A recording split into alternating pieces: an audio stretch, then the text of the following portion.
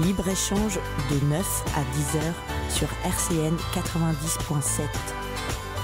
www.rcn-radio.org. C'est Sylvain Blondin que vous avez l'habitude de retrouver tous les 15 jours dans Libre-Échange dès 9h, 10h, puisque tu as toujours des invités. Alors ce matin, il est mon invité parce qu'il va sortir, ou ton bouquin est déjà en prévente dans toutes les librairies. Toutes les librairies, c'est Zone rurale à votre santé. Oui, ça donne le ton déjà dès le départ. À votre santé. Alors tu te bats, alors on s'est rencontrés il y a 3 ans maintenant, ou 4 ans. Tu étais auditeur de RCN, enfin tu es toujours, mais tu étais auditeur de RCN. Un jour tu m'as téléphoné disant, j'aime bien cette radio, j'aime bien ce qu'elle envoie aux auditeurs, dont je fais partie. J'aimerais vous rencontrer, on s'est rencontrés, on a fait des émissions, puis un jour tu as pris ton envol, tu as animé tout seul. Là tu viens nous présenter ton livre, évidemment. L'association Big Bang. Oui. Donc ce livre, Zone rurale à votre santé, monsieur, dame, ça veut dire que Zone rurale, on en parle beaucoup. De votre santé, on en parle beaucoup. Il y a pas mal d'articles sur la santé des gens. Oui, c'est vrai. Mais qu'est-ce qu'il y a? Mais pas ça, c'est moi mon goût. Et ce que je regrette aujourd'hui, c'est que, comme je l'ai dit pendant la campagne présidentielle, c'est que tous les candidats, on les a contactés pour expliquer, pour essayer de mettre ce sujet, je vais dire, un petit peu dans l'actualité, dans leur programme. Ce que je regrette un peu, c'est que aucun des candidats n'a réellement parlé des problèmes de la santé. On n'a pas eu parce que c'est un sujet qui est trop épique, c'est un sujet qui est trop chaud, c'est un sujet pour les élus pas simple.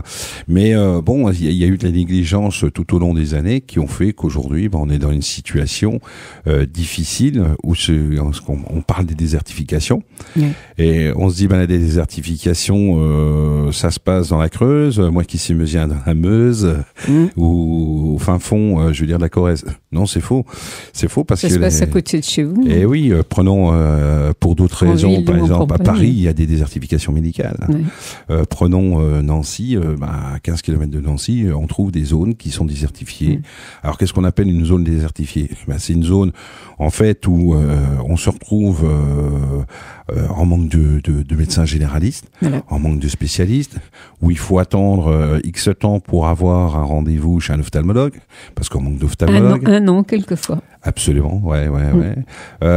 C'est une zone où pour pouvoir avoir accès à des soins, il faut faire 20, 30, 40 minutes ou passer par les urgences, donc qui entraînent en cascade tout un ensemble. Passer les urgences qui sont plein comme un œuf, oui, c'est aussi un problème. Bon, et puis t'as des personnes qui vont aux urgences quelquefois pour des petits bobos de rien du tout. Quand tu lis certains articles de journaux, tu dis il y a assez de médecins, mais où ils sont barrés tous ces médecins? Alors en France, on a aujourd'hui, on est estimé à 223 000 le nombre de médecins, 213 000, 260 000 médecins recensés au niveau du CNOM, donc qui est le Conseil national de l'ordre des médecins. 1970, 110 000 environ. Donc on voit déjà, il y a pratiquement le double de médecins. Qu'est-ce qui s'est passé? C'est qu'au cours des années, il y a une évolution de la médecine qui s'est pratiquée. Premier phénomène. Donc il y a eu la féminisation de la profession. 62% des médecins aujourd'hui, ce sont des femmes. Ça gêne pas du tout, bien au contraire. Non, mais c'est un mode de vie qu'elles ne veulent plus. Absolument. C'est ça. Et donc, je veux dire, le temps de travail est moins important. Par rapport à ça, les jeunes médecins qui s'installent aujourd'hui, et je suis d'accord avec eux, c'est pas un souci, parce que aujourd'hui, on n'est plus esclave non plus. Bon, la médecine, c'est quand même une vocation. Mais on peut l'aménager, les temps de travail. Et aujourd'hui, absolument, c'est que les médecins, ils favorisent, je veux dire, leur qualité de vie au détriment du temps de travail. Donc, tout ça. Mais ils en ont besoin aussi pour avoir une bonne qualité de travail. D'arriver à l'indizaine, je veux dire, voilà. Alors ça, c'est la première chose. Mais aussi, par rapport à ça, la population en France augmente. Aujourd'hui, on a un peu plus de 63 millions d'habitants. La population vieillit. L'espérance de vie rallonge. À peu près plus de 50 ans dans certains départements, comme la Lorraine d'ailleurs. Absolument. Ils ont un peu plus de 50 ans, les médecins généralistes. Alors, actuellement, aujourd'hui en France, le moyenne d'âge, on a plus de 52 ans. Moyenne d'âge, France nationale de tous les médecins. Moyenne d'âge des médecins généralistes, elle est au-dessus, elle arrive à 53 ans. Donc aujourd'hui, on estime à peu près un peu plus de 20% des médecins qui vont partir à la retraite d'ici 2013-2014. Oui. Donc qu'allons-nous faire? On parle de la télémédecine. J'imagine un petit peu la pauvre grand-mère dans la Corrèze, ou je ne sais où, même dans nos campagnes proches, alors que déjà on n'a pas le haut débit, alors que tout le monde n'a pas accès à Internet, alors que tout le monde ne pratique pas Internet. Alors pour avoir, je veux dire, non mais ça c'est quand même pas possible. Quoi. Ce sont des têtes pensantes qui se retrouvent autour d'une table carrée, rectangulaire, ronde. Ils mettent des années à se mettre d'accord pour le format de la table, et ça coûte déjà du pognon. Ah oui. Hein ah oui. Et ils pensent pas seulement des personnes d'un certain âge qui ne savent même pas retirer de l'argent avec une carte. Eh oui. Et oui, on va leur mettre ça. Et moi, ce que je défends aussi, mais où est, je veux dire, la relation avec l'humain, la relation humaine? Il y en a plus. Il y en a plus. Non. Qu'un médecin généraliste ait un avis d'un de ses confrères spécialistes. Donc là, c'est très très bien. Oui, c'est bien, absolument. Mais aussi un autre problème, la télémédecine. La moyenne d'âge des médecins généralistes qui sont en place est quand même assez élevée. Et ils sont pas adeptes, ils ont des habitudes, ils sont pas adeptes, je veux dire, de l'informatique, ils ont pas envie de se casser le pied avec ça, ni la tête. Donc voilà un petit peu, donc ça fait un ensemble déjà là, à ce point de vue-là, c'est pas évident. Alors après, développer des pôles de santé, c'est ce que nous on recommande, mais il n'y a pas que les pôles de santé, parce qu'autour de ça, c'est un ensemble d'activités, et notamment, on parle pas des personnes âgées. Aujourd'hui, 55 000, c'est le nombre de lits qu'on estime en France qui manquent. On parle pas de la naissance. Là, j'avais reçu dans une de mes émissions une responsable, donc une sage-femme indépendante et donc libérale. Elle me disait, mais ça, c'est un avenir aussi, donc de développer des maisons de la naissance. Aujourd'hui, dans nos campagnes, même à la ville, on regarde au niveau des garderies. On manque de personnes, on manque de garderies, on manque de nounous. Voilà. L'espérance de vie rallongeant, donc on parlait des maisons de retraite, d'avoir un espace, la maison des seniors. Et en plus, c'est très compatible avec la campagne parce que de plus en plus de personnes âgées se disent, nous, on s'en va de la ville, on a envie d'aller à la campagne pour la tranquillité. Et ils reviennent à la ville parce qu'ils n'ont pas de soins, parce qu'ils n'ont pas de transport en commun, parce qu'ils n'ont pas les moyens de se mouvoir, d'avoir, une voiture. Prendre aujourd'hui une voiture, c'est indispensable à la campagne. T'as pas de voiture, tu peux pas bouger. Et quel est le prix? Combien ça coûte? Et aujourd'hui, et on parle que de médecine. Absolument. On parle que de médecine. Donc, tu vois un petit peu l'incidence sur toutes les activités en cascade. Donc, et moi, ce qui me surprend tout le temps, et peut-être d'ailleurs, on retrouve certainement dans ton livre Zone rurale à votre santé. C'est plein d'humour, Zone rurale à votre santé. C'est que ça n'a pas été pensé, quoi. Non, il y a de l'évolution partout, faut vieillir. Bon, c'est bien, vieillir, après tout, si tu vieillis bien, pourquoi pas? Oui, mais comment? Eh oui, et d'autant plus que les pathologies deviennent de plus en plus lourdes. Aujourd'hui, il faut savoir, je travaille sur les maladies dégénératives avec un scientifique, le docteur Waku, néo-zélandais, qui intervient dans les universités, qui est dans la recherche. 80% des personnes aujourd'hui vont se retrouver dans une situation de maladie dégénérative. On l'appelle maladie dégénérative, c'est Alzheimer, sclérose en plaques, maladie de Parkinson. C'est énorme. Donc ça, ce sont pas mes chiffres, ce sont les chiffres qui sont donnés par ces scientifiques. Donc qu'allons-nous faire aujourd'hui dans le stade actuel de la recherche, de la médecine? Une fois que la maladie est déclenchée, on n'a rien, absolument rien pour l'arrêter. La seule solution qu'on a, c'est de réduire ce développement. Et connaissant tout ce processus, je veux dire, il y a différentes étapes, toutes ces étapes, la seule solution, c'est de travailler derrière sur l'affectif pour réduire son développement. Et ça passe par quoi? La première des choses, c'est préparer l'entourage familial en expliquant, voilà la maladie, comment que ça se passe. Attention, vous allez être confronté à ces problèmes-là, qu'ils le sachent, qu'ils prennent conscience. Et la deuxième chose, c'est au niveau du patient, le confiner au maximum dans son environnement qu'il a toujours vécu. Absolument. Donc ça, c'est les choses indispensables. Ils en prennent compte. Ça résout pas le problème des lieux pour les accueillir. Pour les accueillir. Et les accueillir bien. Eh oui, absolument. Avec ce qu'il faut, justement. Je pense que d'autres pays, enfin, il y a des pays, peut-être en Suède, sont toujours en avance. C'est ça, hein, oui. Ouais. Où ils ont compris ce phénomène, c'est-à-dire que ces personnes-là, eh bien, ont leurs meubles, ont les choses auxquelles elles tiennent, hein, peu importe, même si c'est un nounours en plus, on s'en fout. Et, ça y est, ils ont compris. En Allemagne aussi, c'est incroyable. Ils recréent même. Et c'est une grande maison de retraite où on accueille que des personnes Alzheimer. Ils recréent même les décors de leur jeunesse, avec des photos de leur jeunesse. Oui. Ils sont, de toute façon, ils sont arrêtés à 20 ou 30 ans et ils revivent ça. Et c'est incroyable. J'ai vu un reportage. Je prends quelques minutes pour en parler parce que c'est magnifique ce que l'être humain peut faire pour l'autre. Ouais.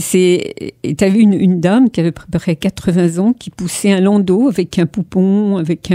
Elle maternait son bébé et les infirmières et les soignantes qui jouent le jeu, bien entendu, venaient prendre. Ah bon, comment il va votre enfant ce matin? Ah, il va pas très bien. Faudrait peut-être lui donner s'il donne ça. C'est incroyable. Mais c'est incroyable et les personnes, de toute façon, puisqu'on ne peut rien faire pour elles, mieux que l'affectif, c'est ce que tu disais. C'est ça. Et en fait, vivent bien. Mais vraiment, ont l'air bien vivre. Oui, elles ont l'air bien. Elles sont très entourées. Alors après, on en revient à l'argent. Combien coûte un dispositif comme ça? Combien coûte aux patients, à la famille, un dispositif comme ça? Parce que c'est pas croyable.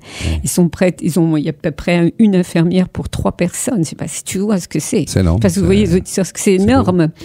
Mais ça existe. Tu parles d'Alzheimer, donc je voulais faire une parenthèse. Je ne sais pas si ça existe en France. Ça existe peut-être des lieux comme ça. Moi, je ne connais pas. Je n'en ai jamais vu, jamais eu l'occasion et jamais entendu parler. Alors là, on s'éloigne un peu des médecins. Mais on s'éloigne un peu, mais beaucoup de gens sont dans les campagnes. La majorité des gens, plus de 40% des populations sont dans les zones, je veux dire, qu'on appelle désertifiées. Ça, c'est important à savoir, ce qu'on appelle les zones rurales.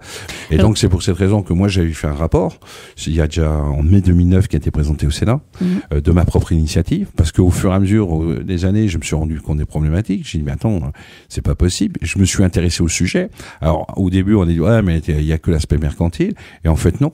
D'ailleurs, au fur et à mesure dans le temps, j'ai présenté ce rapport au Sénat en disant, attendez, il faut peut-être bouger un peu. Et donc de là, comme on m'a dit, on me reprochait, on me dit, ouais, mais c'est un peu mercantile, mais ce que vous dites, c'est pas mal, mais on peut pas le faire. Puis ça a commencé à gêner beaucoup de gens. Donc on a monté l'association Big Bang.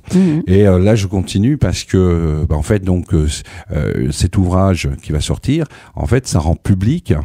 Alors que nos auditeurs. C'est pas un livre de poche ton ouvrage, hein. C'est quand même c'est assez volumineux. C'est assez volumineux, oui, c'est ça. Il fait un peu plus de 150 pages et dans lequel on va parler, on rend public toutes ces problématiques-là, les causes. Quelles sont les propositions qui sont à notre portée? Et donc c'est le but, c'est de faire prendre conscience, de créer une synergie pour inciter nos dirigeants aux plus hautes instances à venir mettre des solutions en place, quoi, en fait, voilà. Et ça va plus loin que ça, parce que t'en as rencontré des politiques qui sont même venus à l'antenne de RCN, quelques-uns. Ils sont complètement, ils sont au courant. Peut-être que un peu plus que le citoyen, mais peut-être pas beaucoup plus, parce qu'ils ont tellement de problèmes à traiter aussi qu'en fait, ils traitent les problèmes qui font le plus mal. Les problèmes du moment qui ce qui les intéresse aussi le plus. Oui, c'est ça. L'intérêt, c'est le bulletin dans l'urne. On a vu aux élections présidentielles, quels que soient les partis politiques, il n'y en a pas un qui s'attachait au sujet en disant on va parler de la santé, on va apporter des solutions, on va faire des choses. Si on commence à parler de solutions, ça va être des solutions qui fâchent. Donc aujourd'hui, par rapport à l'élection, c'est le bulletin dans l'urne, je dis. Bien sûr. Et aujourd'hui, on a à peu près, par rapport au nombre de médecins, en France, 213 000 médecins, moi je dis c'est un peu plus de 2 millions de bulletins dans l'urne, que moi j'avance, mais qui se justifient. Et d'ailleurs, dans les assemblées, dans les instances, 30% des médecins, ce sont des médecins, je veux dire. Tu prends l'assemblée parlementaire, les parlementaires, donc il y a une influence énorme dessus. Alors moi, j'ai rien contre eux, je veux dire au contraire, moi c'est de faire évoluer les choses. Mais toi, tu fais un constat sur 10 ans. Tu as rencontré d'autres personnes comme toi en France qui travaillent sur le sujet de la désertification. Alors justement, il y a une étudiante de l'université de Rennes qui m'a contacté un jour en disant voilà, j'ai appris que vous avez fait un rapport, je suis allé voir sur internet, j'ai pu voir que vous parliez des certifications médicales, que vous avez fait un rapport, des choses comme ça.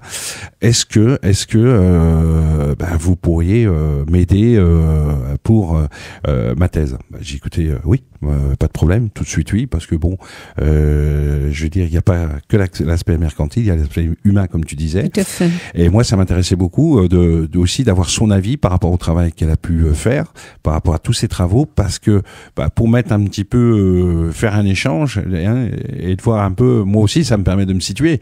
C'est pas la crise, la médecine libérale en crise, la médecine en crise, c'est pas français, c'est pas européen, c'est mondial. Parce que toi, justement, tu travailles avec les pays européens et au-delà, de toute façon, parce que tu citais l'Algérie tout à l'heure. L'Algérie, la Tunisie, le Cameroun, le Congo. Et là, dernièrement, j'ai été invité par le gouverneur de Côte d'Ivoire. Donc, j'ai été reçu par lui, j'ai remis un dossier et qui m'invite à venir justement en Côte d'Ivoire pour travailler sur ces problématiques des désertifications médicales, de la santé, donc la formation, mais le problème là. Alors, c'est ce que j'explique. Et ce qui est intéressant, c'est que ce rapport, il est repris justement, comme on disait, par cette personne qui est doctorante, qui s'appuie dessus et qui confirme tout ce que je dis. Donc, ce n'est pas un problème seulement en France, c'est un problème européen, c'est un problème mondial. Chose importante, c'est que l'espérance de vie rallonge sur toute la planète. Première chose, les nouvelles pathologies apparaissent aussi. Pas pour tout le monde quand même. En Afrique, ça rallonge pas franchement. Ouais, mais quand on prend une moyenne, moyenne. Mais on se retrouve, par exemple, on parlait de l'Afrique, dans des situations où tu as un pays, il se retrouve avec une université de médecine pour tout le pays, il manque de médecins, et par rapport à ça, la population qui est en train d'exploser. Donc, on va droit dans le mur. Et non seulement ça, mais on va chercher, comme on disait en antenne, il n'y a pas qu'en France. Des médecins là-bas. Sur la Guyane, tu as 27 nations différentes, donc qui sont inscrits à l'ordre des médecins en France, qui peuvent pas venir exercer en France, par rapport à la législation, qui exercent en Guyane. Donc on est en train de siphonner de ces pays-là des médecins pour les faire venir là, pour compenser le déficit là-bas. Les médecins, ils ne restent pas plus, en moyenne, ils restent moins de 2 ans en Guyane, parce que le climat, parce que. Spécial, bon. Mais donc voilà un petit peu les problématiques. Ces médecins qui viennent là créent des déserts médicaux en Roumanie, par exemple, pour faire des hôpitaux. C'est le serpent qui se mord la queue. Eh oui, tu as des Ukrainiens qui viennent, des médecins, mais aussi des étudiants, qui ne peuvent pas exercer en France parce que c'est hors communauté européenne. Et donc, ces pays ont pratiqué des accords bilatéraux pour les faire venir chez eux pour compenser ces déficits. Et les Ukrainiens se retrouvent, ils ont des problèmes de manque de médecins aussi. Donc, ils font appel à des Biélorusses. Donc, en fait, on fait tourner sur la table, sur l'échiquier mondial des pays, tous ces médecins. Donc, voilà un petit peu la situation. Il faut mettre en place une gestion nationale de ressources humaines qui permette justement entre les ARS et les agences régionales de santé et l'ordre des médecins. L'ordre des médecins, si on dit non, que cette structure dise non, ce médecin il faut pas le faire venir parce qu'il va être en situation d'échec, justifiant les raisons du refus de cette coordination. Donc il peut pas s'installer. Dans ton livre qui est en prévente, déjà la Fnac, je crois. Fnac, partout, dans tous les libraires. Okay. Zone rurale à votre santé, Sylvain Blondin. Donc tout ça, c'est un constat sur 10 années de métier, quoi. Oui. Oui, c'est simple. Au fur et à mesure, je me suis rendu compte des problématiques et j'ai voulu faire comme tout le monde. Je me suis dit, tiens, on va essayer d'apporter des solutions. Et de fil en aiguille, d'opération en opération, on s'est rendu compte des problèmes, donc on a essayé d'apporter des solutions. Je me suis passionné par ces problématiques-là, d'où le rapport est venu. Alors comment, justement, les médecins étrangers, on en parle, doper l'installation en zone sous-dotée, c'est ton métier. Oui. Donc, comment faire pour multiplier les jeunes to-be au milieu rural? Comment les installer au mieux pour qu'ils se sentent pas largués, que ce soit assez confortable, puisque maintenant ils veulent. c'est plus nos médecins de famille qui étaient médecins mais également vétérinaires. Ça, je m'en souviens dans mon précédent, c'était comme ça. Il y avait un problème avec le petit veau. Hop, ça, il y en a encore. Voilà, non, mais c'était comme ça parce que. Mais c'était des gens qui comptaient pas leur temps. Bon, maintenant, on comprend aussi que les femmes, les hommes, non parlé des femmes médecins, elles veulent une vie de famille, mais c'est tout à fait normal. Bien sûr. Ce qui est tout à fait normal. Il fallait évoluer en même temps. Il fallait anticiper. Et le problème, c'est que la gestion de ressources humaines. Ça n'a pas été anticipé. Ça n'a pas été anticipé. Voilà. Comme le vieillissement, c'est pas anticipé. On en parle beaucoup, ça pour en parler du bien vieillir, oui, mais ça n'a pas été anticipé. Combien de rapports ont été présentés et demandés par les parlementaires sur tous ces problèmes, la santé, le vieillissement des populations, et au bout du compte, ça sert à quoi? Ça sert à rien. Moi, je me suis battu pour ce rapport-là et je continue encore. On a du mal à être écouté. Hein. C'est le problème. Hein. Parce que derrière, si on veut mettre des dispositions, qui vont être certaines impopulaires, et puis d'autres aussi. Je veux dire, derrière, il y a certains organismes, ils sont contre. Et ça, c'est ce qui pose problème. Alors qu'il y a des choses de bon sens. Bien sûr. Et pour en venir aux jeunes, pour les installer, déjà, il faut qu'ils aient des structures.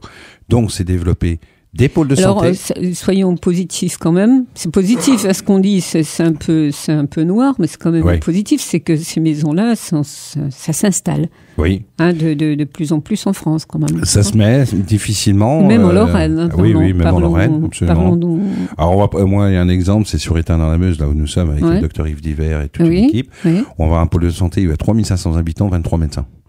C'est quand même pas mal. Mais bon, il n'y a pas 23 médecins dans la structure. Oui. Il y a les médecins qui vont être sur place et on va faire venir des spécialistes. Il y a des conventions qui sont passées. Mais c'est bien. Voilà. Mais ça, on peut le reproduire sur toute la France. Alors justement, il faut développer des pôles de santé. Mais là, on est face à un certain problème.